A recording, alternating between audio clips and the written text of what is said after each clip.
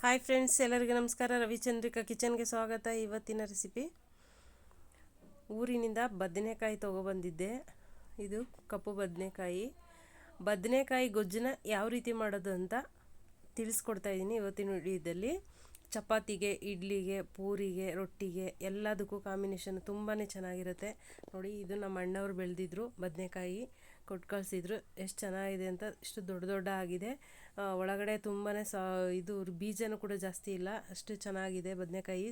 Taste ಕೂಡ ತುಂಬಾ ಚೆನ್ನಾಗಿರುತ್ತೆ. ಬದನೆಕಾಯಿ ಮಾಡೋದಕ್ಕೆ ಈರುಳ್ಳಿ, ಟೊಮೆಟೊ, ಸ್ವಲ್ಪ ಬೆಳ್ಳುಳ್ಳಿನ ಚಿಕ್ಕ ಚಿಕ್ಕದಾಗಿ ಕಟ್ ಮಾಡ್ಕೊಂಡಿದ್ದೀನಿ. ಕರ್ಬೇವಿನ ತೊಗೊಂಡಿದ್ದೀನಿ.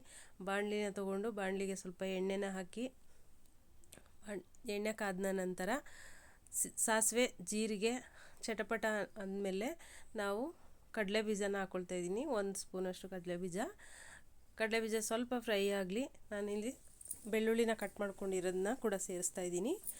ಕರಿಬೇವು ಮತ್ತು ಈರುಳ್ಳಿನೂ ಕೂಡ ಹಾಕ್ಕೊಳ್ಳೋಣ.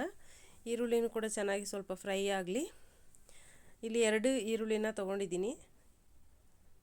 ಫ್ರೈ ಮಾಡ್ಕೊಳ್ಳೋಣ ಸ್ವಲ್ಪ ಚೆನ್ನಾಗಿ. ತುಂಬಾ ಚೆನ್ನಾಗಿರುತ್ತೆ, ತುಂಬ ಟೇಸ್ಟಿಯಾಗಿರುತ್ತೆ ಬದನೆಕಾಯಿ ಗೊಜ್ಜು.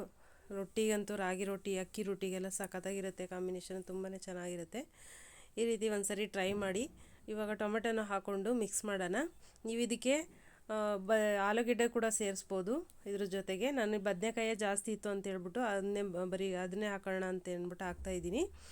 ಆಲೂಗೆಡ್ಡೆ ಬೇಕಾದ್ರೂ ಹಾಕ್ಕೊಂಡ್ರು ಟೇಸ್ಟು ಅದು ಕೂಡ ತುಂಬಾ ಚೆನ್ನಾಗಿರುತ್ತೆ. ಇದ್ರ ಜೊತೆಗೆ ಚೆನ್ನಾಗಿ ಮಿಕ್ಸ್ ಮಾಡ್ಕೊಳ್ಳೋಣ. ಇದು ನಾನು ನೀರು ಹಾಕಲ್ಲ, ಫಸ್ಟಿಗೆ ಚೆನ್ನಾಗಿ ಹಾಗೇ ಎಣ್ಣೆಲೇ ಫ್ರೈ ಮಾಡ್ತೀನಿ.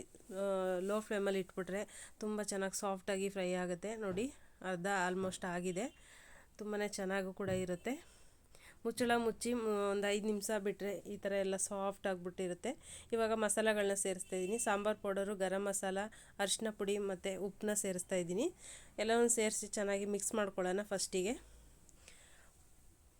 ನೋಡಿ, ಈ ಥರ ಚೆನ್ನಾಗಿ ಫ್ರೈ ಮಾಡ್ಕೊಳ್ಳಿ, ಮಿಕ್ಸ್ ಮಾಡಿ ಚೆನ್ನಾಗಿ.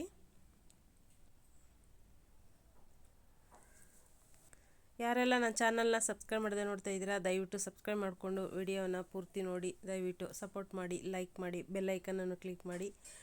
ಇವಾಗ ನೋಡಿ, ಮಸಾಲ ಫ್ರೈ ಆದಮೇಲೆ ಸ್ವಲ್ಪ ನೀರನ್ನ ಹಾಕ್ಕೊಂಡು ಮಿಕ್ಸ್ ಮಾಡೋಣ. ನಿಮಗೆ ಗೊಜ್ಜು ರೀತಿ ಬೇಕು ಅಂದರೆ ಸ್ವಲ್ಪ ಗೊಜ್ಜನ್ನ ಮಾಡ್ಕೊಳ್ಳಿ ನೀರು ಹಾಕ್ಕೊಂಡು. ಸ್ವಲ್ಪ ಗ್ರೇವಿ ಥರ ಮಾಡಿಕೊಂಡ್ರೆ ಇಡ್ಲಿ ಕೂಡ ಚೆನ್ನಾಗಿರುತ್ತೆ.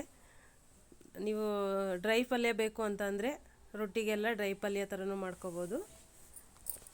ಮುಚ್ಚಳ ಮುಚ್ಚಿ ಒಂದು 5 ನಿಮಿಷ ಕುದಿಯೋದಕ್ಕೆ ಬಿಡೋಣ ಚೆನ್ನಾಗಿ. ಇವಾಗ ಮೇಲೆ ಕೊತ್ತಂಬರಿ ಸೊಪ್ಪನ್ನ ಹಾಕ್ತಾಯಿದ್ದೀನಿ. ಕೊತ್ತಂಬರಿ ಸೊಪ್ಪು ಹಾಕಿ ಚೆನ್ನಾಗಿ ಮಿಕ್ಸ್ ಮಾಡ್ಕೊಳ್ಳೋಣ.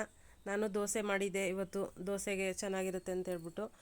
ದೋಸೆ ರೆಡಿಯಾಗಿದೆ, ಬದನೆಕಾಯಿ ಗೊಜ್ಜು ರೆಡಿಯಾಗಿದೆ. ಇಷ್ಟ ಆಗಿದೆ ಅನ್ಕೋತೀನಿ. Thank you friends, bye.